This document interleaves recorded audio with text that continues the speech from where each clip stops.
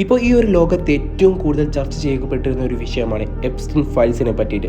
അപ്പോൾ ഈ ഒരു എപ്സ്റ്റീൻ ആരാണ്, എപ്സ്റ്റീൻ ഫയൽസ് എന്താണ് എന്നുള്ള പറഞ്ഞുകൊണ്ട് ഞാനൊരു വീഡിയോ ചെയ്തിട്ടുണ്ടായിരുന്നു. അപ്പോൾ അതിൻ്റെ ലിങ്ക് ഞാൻ ഡിസ്ക്രിപ്ഷനിൽ കൊടുക്കാം, ചെക്ക് ഇറ്റ് ഔട്ട്.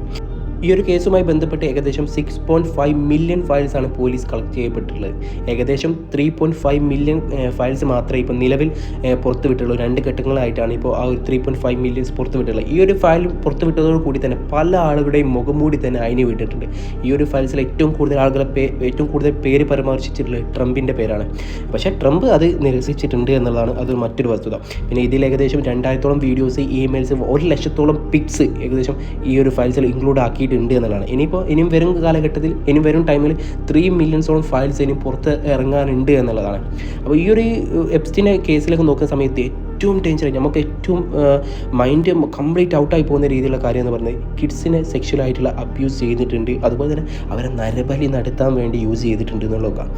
എപ്സ്റ്റീൻ്റെ പാർട്ടിയിൽ പങ്കെടുത്തിട്ടുള്ള ഈ ലോകത്തിൽ തന്നെ നമ്പർ 1 ആയിട്ടുള്ള കോടീശ്വരന്മാരും അതുപോലെ തന്നെ പൊളിറ്റീഷ്യന്മാരും ഒക്കെ ആണ് എന്നുള്ളതാണ് മറ്റൊരു പേടിപ്പെടുത്തുന്ന വസ്തുത എന്നുള്ളത്. പിന്നെ അതുപോലെ തന്നെ ഈ ഒരു എപ്സ്റ്റീൻ എന്ന് പറയുന്നത് മൊസാദിൻ്റെ ഒരു ഏജൻ്റ് ആയിട്ടാണ് അമേരിക്കയിൽ പ്രവർത്തിച്ചത് എന്നുള്ള കാര്യങ്ങളൊക്കെയാണ് ഇപ്പോൾ പുറത്തു വരുന്നത്. ഇതിലൊന്നും എന്താണ് വസ്തുത എന്നുള്ള കാര്യങ്ങളൊന്നും പുറത്ത് വന്നിട്ടില്ലെങ്കിൽ പോലും ഇതുപോലുള്ള റൂമേഴ്സും കാര്യങ്ങളൊക്കെ പുറത്ത് വരുന്നുണ്ട് എന്നുള്ളതാണ്. നിങ്ങൾ ചിന്തിക്കുന്നുണ്ടോ നമ്മുടെ ലോകത്ത് ഈ അമേരിക്കയിൽ മാത്രമേ ഇത്തരത്തിലുള്ള പരിപാടിയും കാര്യങ്ങളൊക്കെ നടന്നിട്ടുള്ളൂ എന്നുള്ളത്?